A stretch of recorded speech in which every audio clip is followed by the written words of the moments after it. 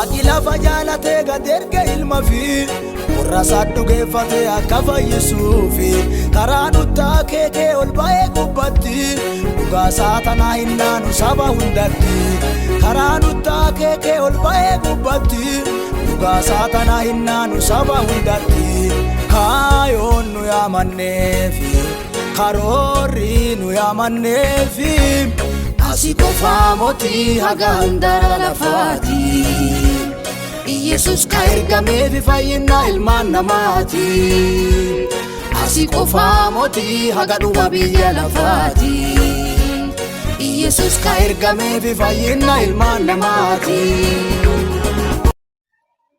Wangeela Maatoos boqonnaa 7 lakkoofsa 13 irratti gooftaan keenya akkas jedhee dubbateera.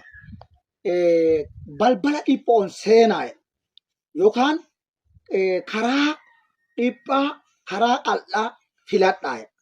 Karaan gara badiisaa geessu hin bal'ataa.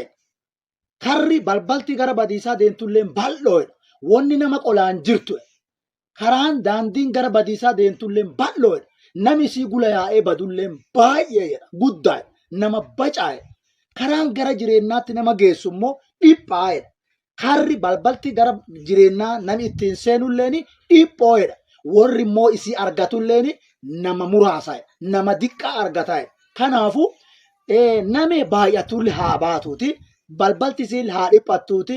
Daandiin gula deemnu dhiphoo haa ta'etuuti. Daandii namaan galle. Daandii gaaffii nama ta'uutullee fakkaattuuti. Garuu daandiin gara jireenyaan nama geessitu daandii gooftaa keenya Yesus Kiristoos duukaa bu'iisaa qofa. Karaa Yesus Kiristoositti gara jireenyaa nama geessa. Kanaafuu kootu gara daandii jireenyaa nama geessu tanatti siyaama. Achi gara jireenya bara baraatti kootu gara gooftaa Yesus Kiristoos.